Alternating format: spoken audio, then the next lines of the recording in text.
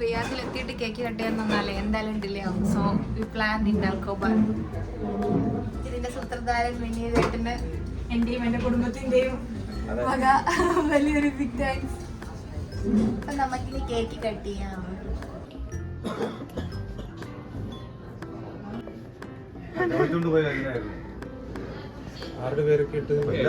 കുടുംബം മൊത്തം ഉണ്ട്.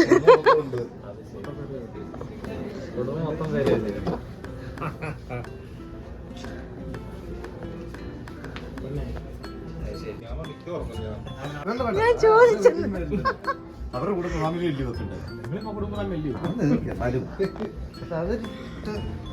കുടുംബക്കാരുടെ പേര് പേര് ചോദിച്ചേ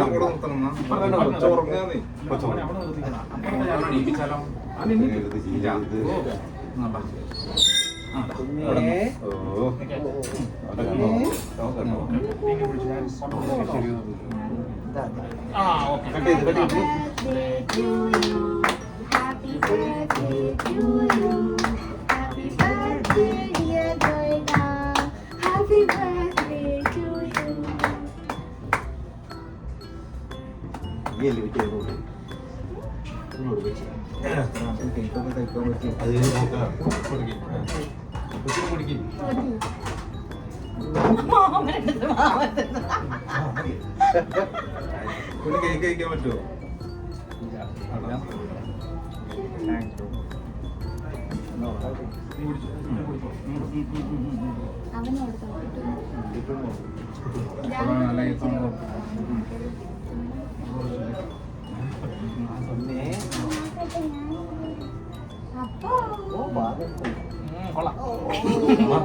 കൊടുക്കട്ടെ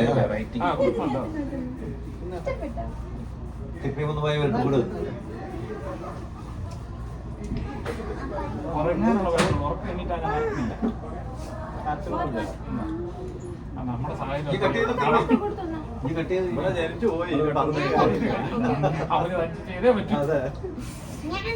നാട്ടിലല്ലല്ലോ നാട്ടാണ് എന്താ വേണ്ട.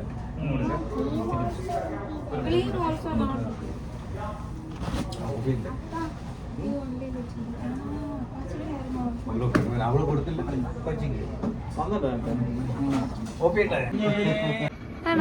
ഈ ഒട്ടും കരുതിയില്ലല്ലോ.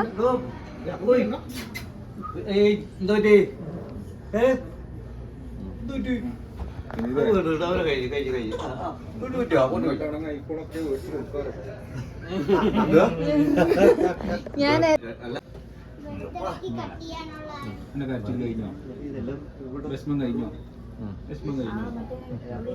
എല്ലാവർക്കും എല്ലാവരും കൊണ്ടുപോയിട്ട്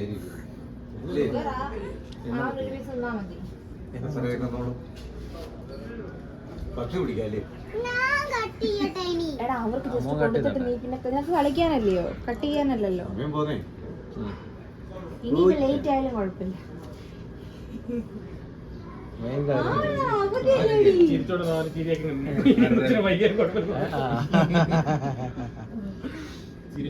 അവരോട് ചോദിച്ചാൽ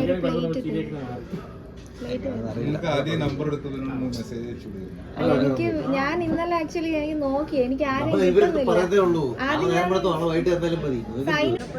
ഒരു പ്ലേറ്റ് മേടിച്ചോണ്ട് വരാം കേക്ക് കട്ട് ചെയ്ത് കൊടുക്കാനായിട്ട്. ഇതിനകത്തോട്ട് വെച്ചിട്ട് കൊടുക്കട്ടെ.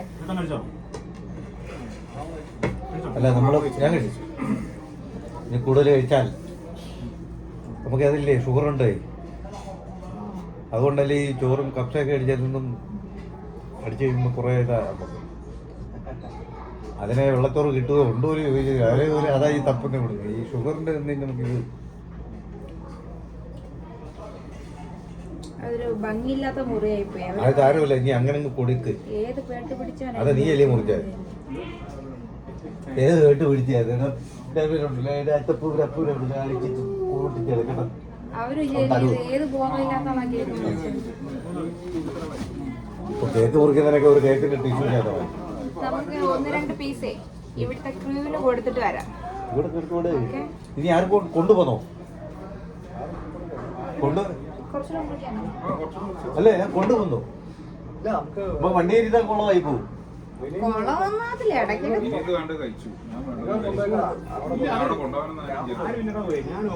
പിന്നെ അതാ ചോദിച്ചത്, അല്ലെങ്കിൽ അവരൊക്കെ കൊടുത്ത് അവരെ കഴിച്ചോളൂ.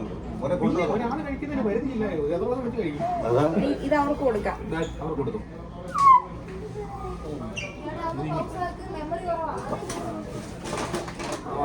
ആരട്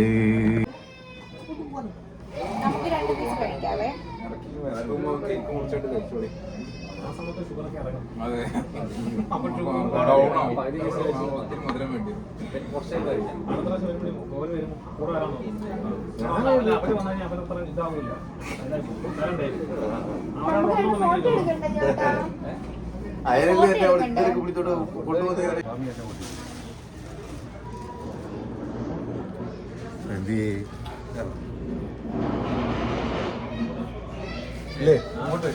അൺഎക്സ്പെക്റ്റഡ് ആയിട്ട് ഖോബാറിൽ വെച്ച് ജോയേട്ടൻ്റെ ബർത്ത്ഡേക്ക് കേക്ക് കട്ടിയാൻ പറ്റി.